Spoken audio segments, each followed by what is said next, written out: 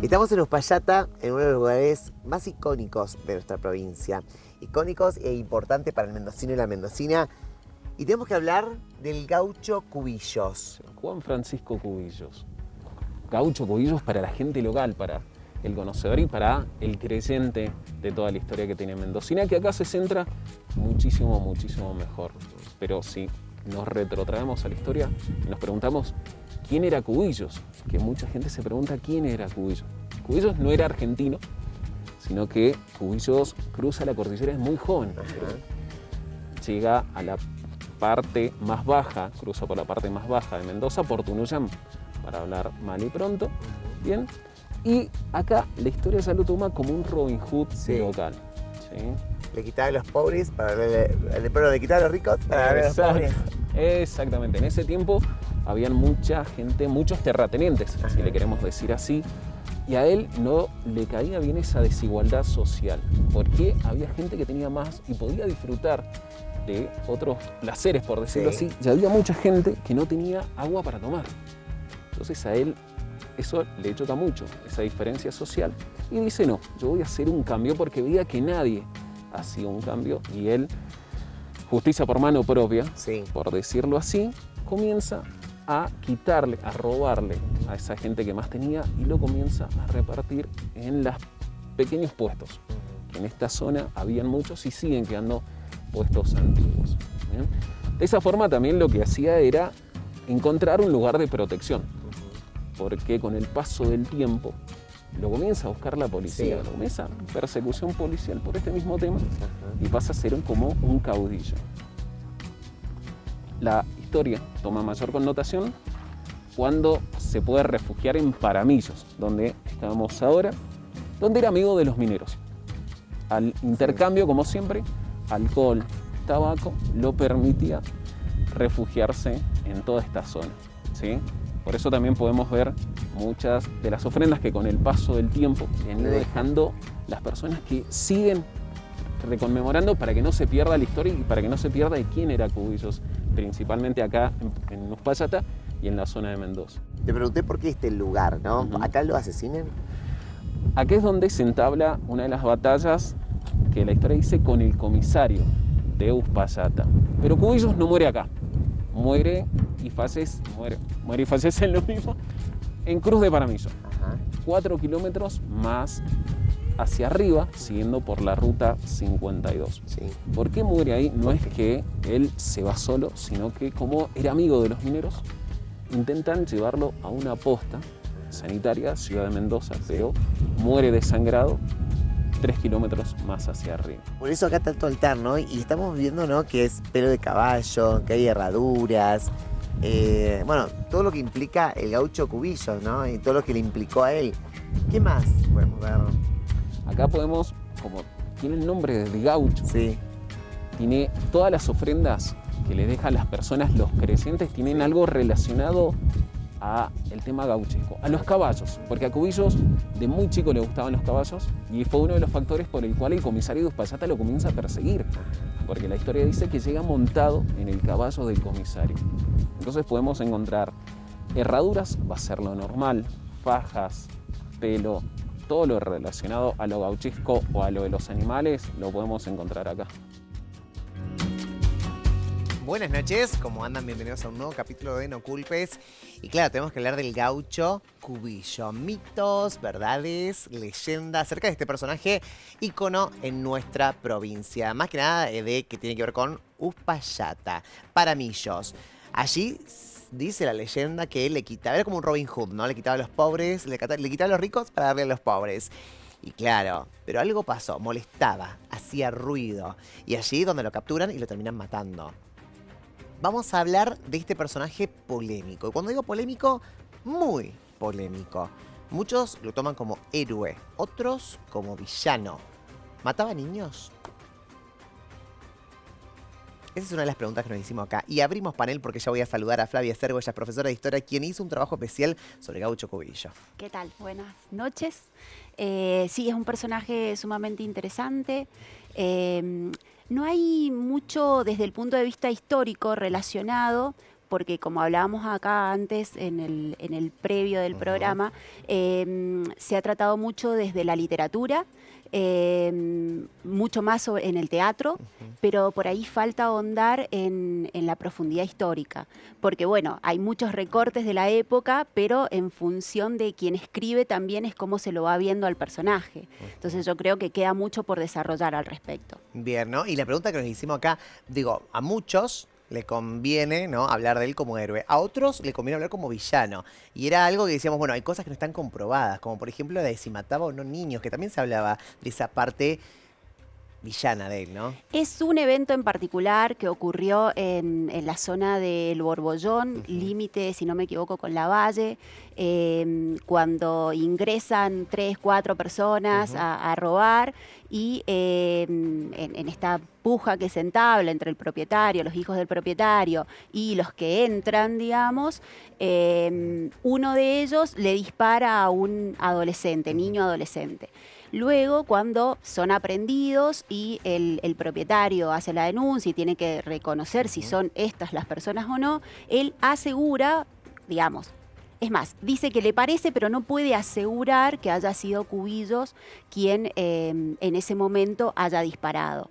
Además de eso, él en ese momento estaba como con otro nombre, un nombre encubierto que, si mal no recuerdo, era Pedro Ortiz. Digo, lo que quiero señalar es que no se le pudo comprobar judicialmente que haya sido él el que ha cometido este homicidio. O sea que sería como la nota más terrible de su prontuario. Bien. El resto es solo robos, robar mano armada, desacato a la autoridad, bueno, y se fuga innumerables veces de la cárcel, que es un dato sumamente pintoresco que lo ha enaltecido en el saber popular, ¿no? En el conocimiento popular. Por eso hicimos como pregunta, ¿no? Sí. Porque también nos llegó esto cuando estábamos investigando sobre este personaje y nos llega justo ese punto, ¿no? No está comprobado. No está comprobado y es como el detalle más terrible, digamos, ¿no? De lo que Pero no sucede. se pudo comprobar. Diego Grilli, escritor de Leyendas Mendocinas, buenas noches, con quien realizamos el informe, con quien viajamos a Uspallata. ¿Cómo estás, Diego? Buenas noches, Goga, ¿cómo estás? Buenas noches. Bien, a punto de explayarnos en uno de los mitos más poderosos que hay en la zona de alta montaña, en el sentido de que se define mucho lo que es un mito a través de esta historia popular, ¿sí? Se habla acerca de un héroe, ¿sí? Vamos a dejar esta pequeña mancha que había en el currículum de Juan Francisco Cubillos, pero vamos a abordarlo como un héroe.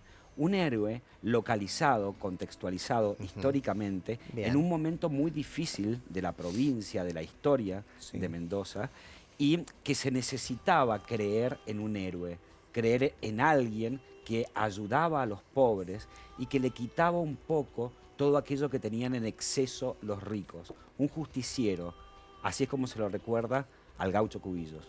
Bueno, y hasta el día de hoy, porque mucha gente, como vemos en las imágenes, muchos van a pedirle algo, ¿no? Al gaucho Cubillo. Algo que tiene que ver con la necesidad, ¿no? Sí. Y nos encontramos, la verdad, que también con mucha gente y muchos objetos. Exactamente. Tal como lo comentaba Abel, el guardaparque que nos explayó, nos contó la historia sobre la misma tumba que se ha construido para conmemorarlo en realidad, él hablaba de la posibilidad que tenía el gaucho Cubillo de ser parte de un testimonio como real y concreto de la historia popular que tiene Mendoza. A ver, Abel nos cuenta que el gaucho Cubillo era un personaje que cruzó la cordillera. Sí. Se bancó la cruza de la cordillera con tan solo 18 años. Se instaló en la zona rural de Tunuyán. Empezó a ver la desventaja social que había. Tomó cartas en el asunto acerca de eso, ¿sí? Se localizó en una época en la que a los delincuentes se los identificaba y se los juzgaba bastante agresivamente, hasta el punto de que a Cubillo le dieron muerte 2 policías, ¿sí? Lo mataron, no tuvo derecho a un juicio, ¿sí? Entonces, esto de es un héroe y es uno de los mitos más importantes que reflejan lo que es un héroe. Esta mezcla, el mito de lo que pasó verdaderamente y lo que es fantasía, lo que no se puede comprobar, como decías vos, ¿sí? Es la verdadera construcción de un mito. Un mito que se ha repetido históricamente en otros contextos. Conocemos la historia de Robin Hood, ¿sí? Y esto de que el pueblo popularizó a una persona heroica, valiente, que se destacaba por sobre los demás y que le robaba a los ricos para repartir justicia entre los pobres. Eso refleja el Gaucho Cubillo, ¿sí? Pero luego de su muerte... Te voy a poner stop. Bien. Stop. Ahí está. Déjemelo ahí. Ok. Vamos a saludar también, ¿no?, a José Humberto Misieli. Tanto tiempo, antropólogo, estuvo el año pasado con nosotros. Grande de los grandes. Desde Corrientes. ¿Cómo le va, José querido, Humbertito? Tanto tiempo. Ay, no lo escucho. No lo escucho. ¿Se me pueden solucionar? Se está conectando. Ahí está. Ahí está, me encanta. ¿Cómo le va, Humbertito? Tanto tiempo, Pero pasaron tantas cosas. Pero en serio, muchísimo gusto nuevamente este 2022 de reencontrarnos, en particular en un tema tan fascinante como estuve escuchando con mucha atención el relato de la profesora y del profesor, que con mucho tino han, digamos, perfilado a este hombre que no deja de ser un gran hombre, Claro. Juan Francisco Cubillos, ¿no? Es decir, que entró en la leyenda a partir de su muerte, pero un detalle importante, yo creo que Juan Francisco Cubillo entró en la leyenda antes de su muerte incluso, por los datos que he podido colectar y analizar. Es uno de los muy pocos casos de esta gente conocida, según lo dice Eric Hobsbawm en su libro de Población Cimarrona, que son aquellos que retornan a la soledad, se rebelan contra estamentos de injusticias de la sociedad en la que se hayan inserto, donde se ven muchas desgracias, sufrimiento de la gente, en total impunidad, y se hierguen en contra de eso para darle protección, fundamentalmente alimentos, traerles dinero, etcétera. Porque este joven, Cubillos, estamos hablando de un joven que murió cuando tenía 27 años, ¿no? Y hoy han pasado casi 130 años de su fallecimiento, de su muerte, que fue una muerte sumamente feroz por estos dos policías, como muy bien incluso lo reseñó el señor que es entrevistado ahí en su tumba, lo mismo que por el profesor y la profesora ahí presente, que lo han dicho con mucha claridad. Es decir, él en el campo de la antropología, de la mágico-religiosidad, toda persona encuentra su redención y su capacidad de obrar con milagro y convertirse en milagrero, es a partir de una situación de lucha desigual y con sufrimiento. Él muere primero apuñalado y, por los datos que dispongo, es finalmente rematado de un tiro en la cabeza. O sea, es una persona que murió de una manera muy particular. Eso en la población, en la sociedad que lo rodeó, tiene todo un significado de gran importancia, en la que el símbolo de dar inicio al surgimiento del mito, como muy bien lo ha señalado el profesor que está a tu lado, es el surgimiento del mito del nacimiento de héroes, ¿no? Tal como lo dice Van der Leeuw, Van Genem y todo lo que están, Gerbrand y todas las distintas escuelas que estudian los mitos. A Cubillos podemos ubicarlo como un personaje, como un héroe mítico, emergente de una serie de actividades que él realiza, que eran robos, evidentemente, ¿no? Pero eran robos de lo que tenían mucho, o sea, en demasía, en favor de aquellos que no tenían nada o estaban sufriendo alguna cuestión de injusticia también, ¿no? Y ese es un paralelismo que podemos dar, porque acá en Corrientes nosotros tenemos muchos cubillos. El Gauchito Gil es uno, Aparicio Altamirano es otro, Olegario Álvarez o el Gaucho Lega también, y todos tienen sus cruces con colores que les representan simbólicamente en cuanto a lo que ellos pueden dar como partes del santoral popular, vamos a decir, porque son santificados por la credibilidad de la gente, no por la institución religiosa, sino por el credo que le profesa la gente y le ofrecen, como estamos viendo muy bien ahí en la cruz, donde se estima que fue muerto Cubillos, se le hacen ofrendas, ¿no? O sea, son ofrendas donde se manifiesta no solamente agradecimiento, sino ya entró en el plano de ser un santón milagrero, ¿no? Y Humberto, aquí hacer un entre paréntesis y le pregunto tanto a Diego como a Fla. ¿Bairoleto también estaría dentro, ¿no?, de estos bandidos que robaba a los ricos para darle a los pobres? Sí, absolutamente. Por lo menos en Mendoza. Es parte de los mitos argentinos más poderosos, ¿sí?, acerca de estos héroes que eran un poco Robin Hood. Seguimos con la misma premisa. Total, con esa base. Y que se daba esta situación en contextos históricos particulares, ¿sí?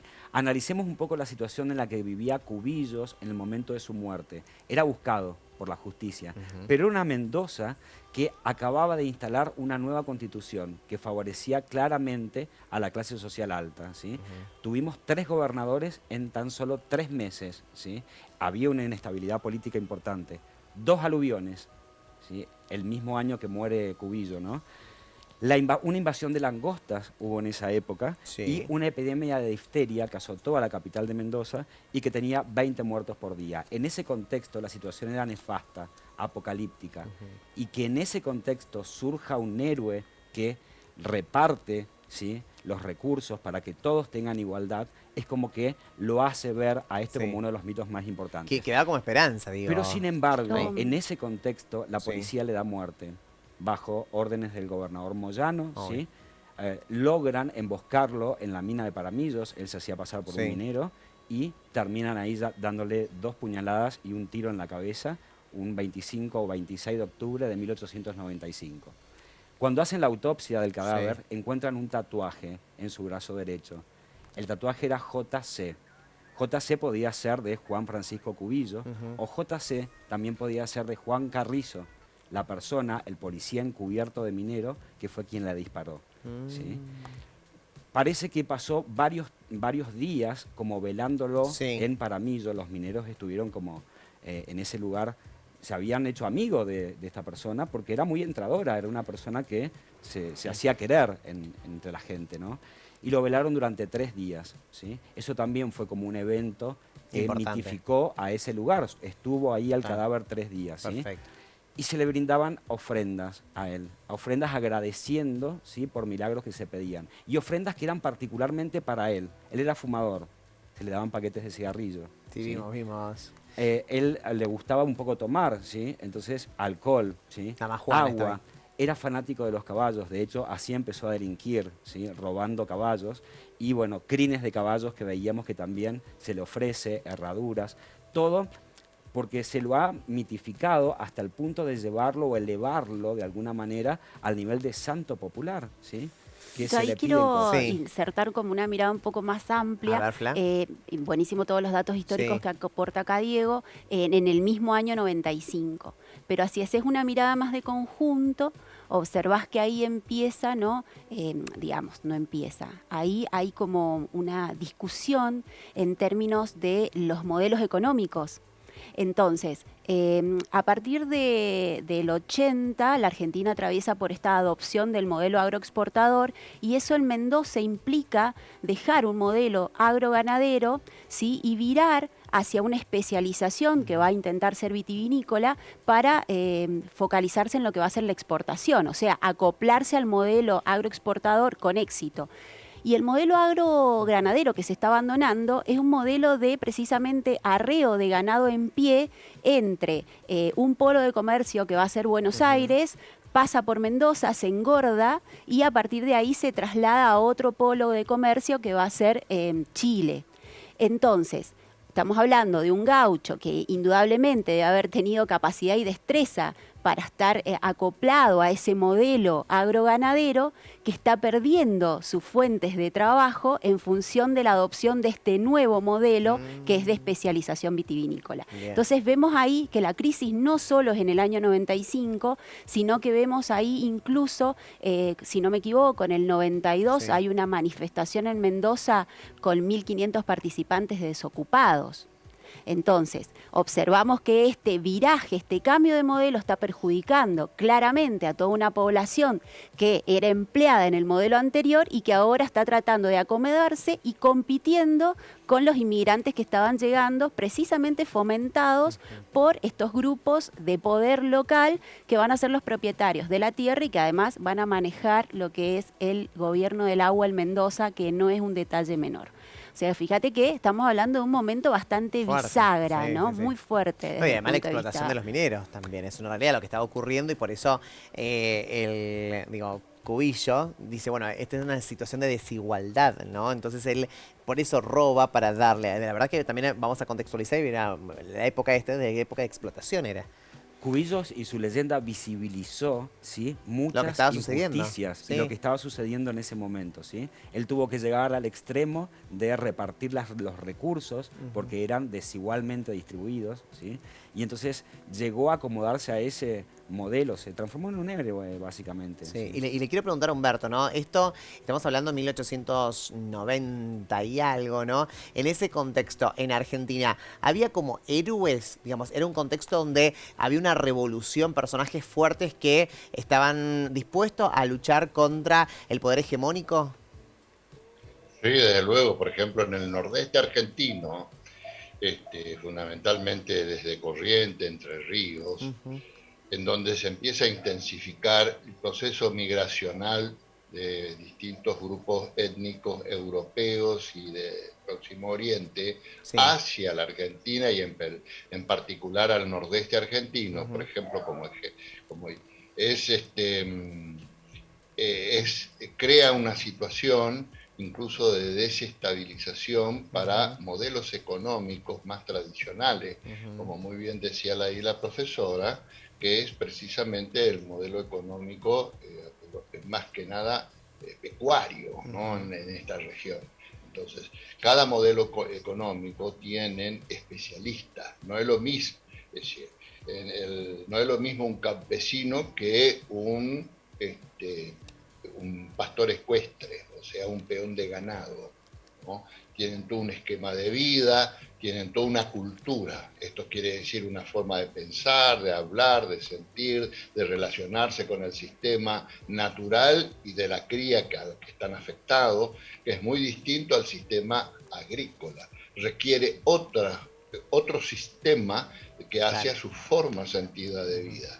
Incluso hasta cambian determinados valores que tienen que ver con la forma de establecer los principios de reciprocidad. El pastor ecuestre, esto quiere decir un pastor montado arriba de un caballo, es mucho más independiente de una persona que se dedica al cultivo. Hay toda una relación con el sistema natural. Esto crea un rompimiento en los esquemas de vida en la que por eso es que en la zona de Mendoza muy bien tuvo que haber pasado lo siguiente. Parece ser que en la sociedad mendocina de la década de 1880 en adelante, cuando muy bien se produce ese cambio que mencionaba la profesora, pasa que hay grupos que se ven amenazados por personas como Cubillo, por ejemplo, y otros, sin embargo, son personas que lo ven como su benefactor. Entonces, lógicamente, que va a haber una situación muy ambivalente ahí y hasta en determinadas circunstancias, hasta contradictorias y conflictivas, que es lo que pasa, que es un elemento coincidente con lo que pasa en otras latitudes geográficas como el nordeste. Claro, un reflejo. ¿No? Claro, es decir, hay muchas cosas que tienen en común, aun cuando existan particularidades distintivas para cada región geográfica. Sí. Ahora, por ejemplo, en Corrientes, el sistema de la mayor proliferación de la agricultura por encima de la ganadería trajo muchos conflictos, por eso es que Gaucho Gil, 1870, 1880 también, es un emergente de una sociedad en donde se estaban rompiendo la exclusividad de modelos económicos por el advenimiento de otros que ya existían, pero existían en menor proporción. Entonces, había toda una serie de esos intereses económicos muy fuertes, y fundamentalmente era la actitud de la autoridad que hacían a los dueños de esas grandes estancias. Se convertían más que patrones, eran realmente verdaderos monarcas del tipo medieval, que eran poseedores de la vida de la gente. Sí, total. Los tenía. Entonces la injusticia era tremenda, es decir, un dueño de estancia en Corrientes podía fácilmente matar a un individuo sin ningún problema, en la que la justicia no intervenía. O si intervenía era siempre dándole la razón al hombre fuerte en lo económico, en lo político, porque ese hombre daba plata para que los poderes políticos asuman sus roles de conductores, ¿no? Perfecto. Le quiero preguntar a Flavio, ¿no? Me cuesta entender que el gaucho Cubillo se manejaba solo. O sea, me cuesta entender que una persona le quitaba a los ricos, iba a los pobres, que era justiciero. Había una banda, ¿o no? Mira, desde el punto de vista histórico, no te lo podría corroborar. No se puede corroborar eso. Exactamente. Sí es verdad que en varias de las oportunidades en que él es aprendido con un grupo. Con un grupo. Sí. También es verdad que las relaciones de reciprocidad muy ancladas en la sociedad andina, en la sociedad propia de la región, no hacía falta que vos actuaras en banda para establecer estos lazos, sino que los lazos estaban más vinculados a otras cuestiones, la reciprocidad.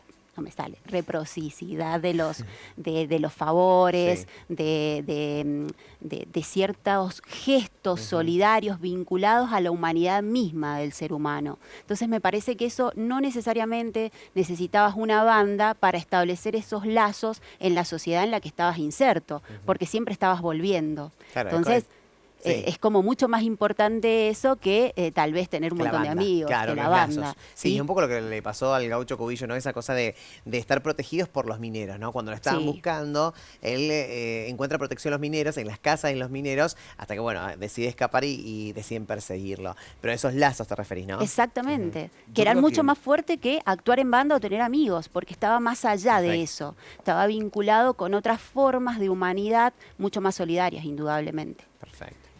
Cubillos era muy estratega, era un tipo astuto, ¿sí? Tenía entre 20 y 27 años al momento de su muerte, ¿sí? 1,73 m, era apuesto, era seductor, ¿sí? Y rápidamente conquistaba a los lugareños para que le hicieran favores en esta actitud de reciprocidad. Bien. Bueno, préstame el caballo para ir a buscar tal ganado, pero con ese mismo caballo también delinquía, pero en definitiva la gente se beneficiaba porque recibía un pago por el alquiler de ese caballo. Era entrador, era un tipo que armaba su banda, ejecutaba el proceso y desaparecía. Y era una piedra en el zapato, por este motivo, para la policía, para la gente que lo buscaba, ¿sí? 7 veces lo arrestaron y 7 veces se fugó. En esas 7 oportunidades se instaló en 7 lugares diferentes, armó 7 bandas diferentes y ejecutó robos nuevamente. Era una burla para la policía. Existe el mito también que llegó a tener como una relación íntima con la esposa de un policía y eso fue lo que desató como una búsqueda muy intensa de Cubillo hacia los finales de sus días y lo que lleva a dar con él en la mina de Paramillo y hacer esta estrategia que hace la policía de camuflarse de minero, hacerse amigo, conocerlo, asegurarse de que era él el personaje y darle muerte. Vamos a agreguémosle el dato real, que es el presupuesto que tenía la policía de esa época. Más del 50% del presupueesto del Poder Ejecutivo se dedicaba a la policía, a las actividades de represión. un 17% en algunos gobiernos, un 20% en obras. O sea que no solo, más allá si tuvo o no una relación con alguien vinculado al comisario, la realidad es que había mucho presupuesto en asegurar la seguridad y no se estaba asegurando con una persona que constantemente se está acampando, delinquiendo y apareciendo en espacios públicos con total impunidad. Me encanta la seguridad, ¿no? Esa cosa de entre comillas. Yo te lo leí perfectamente, el tema de seguridad. Vamos a la segunda parte del informe especial. Fuimos allí a las minas de Paravillo y nos encontramos con la tumba del gaucho Cubillo. Esto pasaba. Varios objetos, como decíamos anteriormente, y me sorprenden muchos, ¿no? Por ejemplo, bueno, Fernet, ¿no? Alcohol. Alcohol, principalmente podemos encontrar alcohol o cigarrillos. Cigarrillos. ¿Por qué podemos encontrar eso? No es basura que se deje, sino que era el trueque que dejaba Cubillos a los trabajadores de la mina. En ese tiempo estamos hablando que se consumía, era lo más fácil de conseguir, alcohol y tabaco. Ajá. Y con el paso del tiempo la gente sigue manteniendo eso. Entonces le deja en forma de ofrendas, ¿sí? Y en forma de cumplir una promesa, alcohol, tabaco, linas de caballo, herraduras, que es lo más normal, como estábamos hablando. Agua también vemos. Agua sí, porque en esta zona era un bien muy necesario, que también lo pueden haber necesitado. Perfecto. Y después también hay muchos objetos que tienen que ver con la necesidad de cada persona, ¿no? Vemos muchos pañuelos también.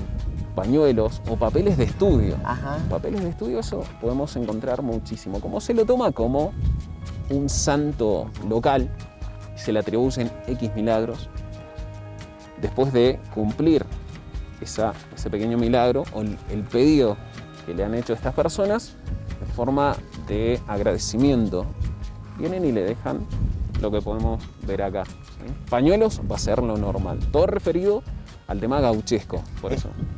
Digo, la gente que viene acá, ¿es más gente de la zona de Uspallata o viene de todo Mendoza? Un gran potencial es de Uspallata, pero tenemos un porcentaje que es de la zona de la provincia de Mendoza o de otros lugares donde también se ha hecho conocido a medida que la historia ha ido pasando de boca en boca. ¿Hay un ritual antes de colocarle algo? ¿Se le reza? Sí. La mayoría, por eso podemos encontrar las pequeñas casitas, es donde se le prende velas. Cubillos tiene su oración, después de que obviamente los creyentes conocen la oración, después de cada oración encienden unas velas. Que esto se tuvo que poner a propósito porque en un principio los prendían en cualquier lado y eso podía generar un incendio. O sea, para después tenerlo controlado, pero no sacándolo del lugar, se colocan dos pequeñas casitas para que puedan encender sus velas. Muy bien, me corrijo, es el santuario, no es la tumba, ¿no? La tumba, el año pasado fuimos a la tumba. Tenemos algunas imágenes al cementerio de Ciudad, ¿no? Este es el santuario. Ahí va mi corrección. Bueno, allí estaba Agostina Garavaglia, nos realizó un informe especial y lo que nos mostraban tiene que ver con también un ritual que se realiza antes de entrar a la tumba del gaucho Cubillo, ¿no? Que tiene que ver con el vino, que tiene que ver, mucha gente le da la copita o se toma una copita. Bueno, ahí vemos, ahí están las imágenes del cementerio de Ciudad, donde se puede ver, ¿no? La tumba. Y le contamos a todos los mendocinos que pueden asistir, obviamente, con una guía previa. Pueden visitar la tumba del gaucho Cubillo que está en el cementerio de Ciudad. Es un dato de color no menor para esta noche. Aquellos que les interese los mitos, las leyendas urbanas, bueno, pueden conocer un poquito más en el cementerio de Ciudad. Y cuando nosotros hablamos... Disculpame una pregunta. Sí. Humberto. Me gritó Humberto. Disculpame. Nos asustó. Como que viene de otro lado. Viene de otro lado. Justo veníamos del cementerio del gaucho Cubillo. ¿Pudiste averiguar de qué color eran las velas que le prendían? ¿Las velas te acordás, Diego? Pues fuimos con Diego, Lo que nos comentaba Abel es que se había destinado un sector especial de la tumba para prender las velas, pero no hizo referencia al color. Al color. ¿Por qué, Humberto? Tienen mucha importancia en el simbolismo de acuerdo a lo que se va a pedir, ¿no? Por ejemplo, si es blanco es agradecimiento, si es de color roja es para el pedido de un milagro o pago, digamos, un reconocimiento del milagro establecido. etcétera. Hay varios otros colores, todo depende. Es decir, y los papeles firmados también, los papeles escritos con oraciones o con pedidos tienen mucha importancia en el campo de la magia, que también se integra a la religiosidad popular, que es altamente manifiesta, ¿no? Entonces, como bien lo planteaba, que hay todo un ritual previo para hacer todo ese tipo de cosas, o sea que estamos ya encuadrados no solamente en un mito, sino fundamentalmente hay toda una religiosidad popular y ya que es inmanente a este culto, ¿no? O sea, es un culto muy importante para los que asisten. Por eso preguntaba. Ah, muy bien, muy bien. No teníamos esa info porque no vimos velas de colores. Si vimos velas, eran en una, que están como una cajita. Una especie de cajita para evitar incendios, pero eran velas comunes. Pero no recuerdo el color de las velas realmente, sí. Creo que eran velas comunes. Bueno, es importante el dato. Gracias. No, Gracias. Es importante el dato. Fla, ¿sigue vigente el gaucho cubillo por el boca a boca? ¿Por qué? ¿Por qué crees vos como historiadora? Mira, yo creo en general que siempre aquello que es popular vuelve cíclicamente, ¿no? Porque tiene que ver con que, como dijo Diego en algún momento, las clases populares somos la mayoría e indudablemente aquellos que nos representan, tratamos de mantenerlos en la memoria. Si vos vas a la tumba, acá en el cementerio de Capital, ves placas muy nuevas de cubillos, lo que manifiesta su vigencia. O sea, no solo es cuestión de gente mayor, sino que también es de jóvenes, es actual, se va pasando de generación en generación, porque yo creo que es difícil, aunque se ha logrado en muchas etapas de la historia y en muchos lugares del mundo, tapar un poco lo que tiene que ver con lo popular y sobre todo aquellos que consideramos en algún momento algún tipo de exponente por lo que fuese de lo popular. Entonces es como que a pesar de las redes, a pesar de la globalización y etcétera, va a seguir, yo creo, vigente. Quiero agregar otro dato de color. En la tumba, en el cementerio, en la parte donde está sería el enterramiento propiamente dicho, hay unos orificios al costado, en la parte baja, y usualmente ahí vos ves que le largan alcohol. Ajá, sí. Y tiene que ver con esto de... mucho olor a vino, es verdad, eso lo mostramos en el informe. Entonces, tiene que ver con esto, ¿no? De devolverle, de darle, de proporcionarle a este santo popular aquello con lo que se vinculó en vida y que nos hace también tener algún tipo de identidad con él, ¿no? Que tiene que ver con nuestras propias costumbres. ¿Tuvo descendencia, se sabe? No. ¿Si hay familiares del gaucho cubillo? De hecho, no se sabe, no se conoce su vida amorosa. Lo que se sabe es, como dijo Diego, mito. Pero no se conoce. Entonces, también convengamos que era parte de todos los inmigrantes que habían llegado chilenos. Mendoza tenía una alta cantidad de chilenos. La mayoría de los inmigrantes mendocinos eran chilenos en el censo del 69 y en los censos posteriores. Convengamos que lo demás está en el terreno de la duda. El desconocimiento. El desconocimiento, bueno, lo que sabemos que como mito se habría metido con la mujer del policía, por eso el policía había tomado la decisión que tomó, ¿no? En matarlo. Sí, pero evidencia histórica de que haya dejado descendencia no hay. existe. Lamentablemente, un héroe que no deje descendencia, una persona con estos ideales que no deje descendencia, bueno, pasó. Pero el programa de hoy, ¿sí? Este programa va a contribuir muchísimo a la transmisión popular de este mito y de esta historia, y estamos nuevamente repicando. Así como se ha repicado en el teatro mucho, muchos directores y muchos escritores han escrito obras acerca del gaucho cubillo. Hoy lo estamos tratando y visibilizando a través de este programa de televisión y seguramente se va a popularizar aún más este gran mito popular que tiene Mendoza. Muy bien, Humberto, para despedirnos, nos estamos quedando ya sin tiempo, se pasa rapidísimo este programa, tan rico este programa cuando hablamos de estos personajes que dejaron sus huellas en nuestra provincia y también en el país. ¿Qué cree, de acuerdo a sus estudios, que aportaron, ¿no? estos estos gauchos, estos Robin Hoods?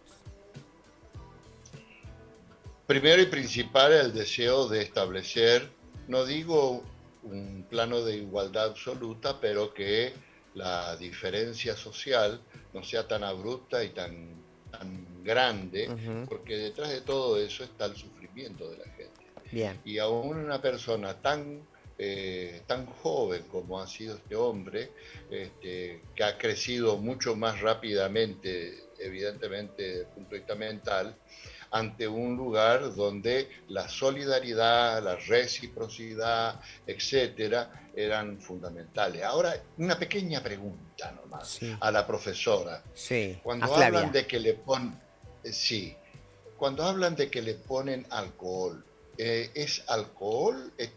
¿Es o es alguna bebida espirituosa? Y de ser así, ¿se sabe qué bebida espirituosa le ponían?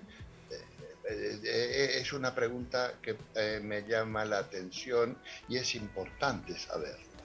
Mira, las veces que yo lo vi, que yo visité y lo que vi era que era vino tinto. Nosotros Sí. vimos mucho Fernet, por ejemplo. Fernet, Es algo, creo que es lo que es más popular En el ese momento. momento, se lo comparte con él, así como él compartía el tesoro o las cuestiones que robaba entre los que más necesitaban, ¿sí? Es como un trago a la salud de aquella persona que comparte, que es generosa, ¿sí? No Humberto, importa ¿pero por con qué qué. querías saber eso? Porque tiene mucho que ver con el líquido vital, la sangre. Cierto que simbólicamente tal vez podría estar representando eso cuando existe una mayor cantidad o frecuencia de que sea vino tinto, sin excluir otras bebidas espirituosas, ¿no es cierto? Porque en el campo de la magia y de la religiosidad popular hay una gran diferencia en el significado de qué bebida se hace como ofrenda.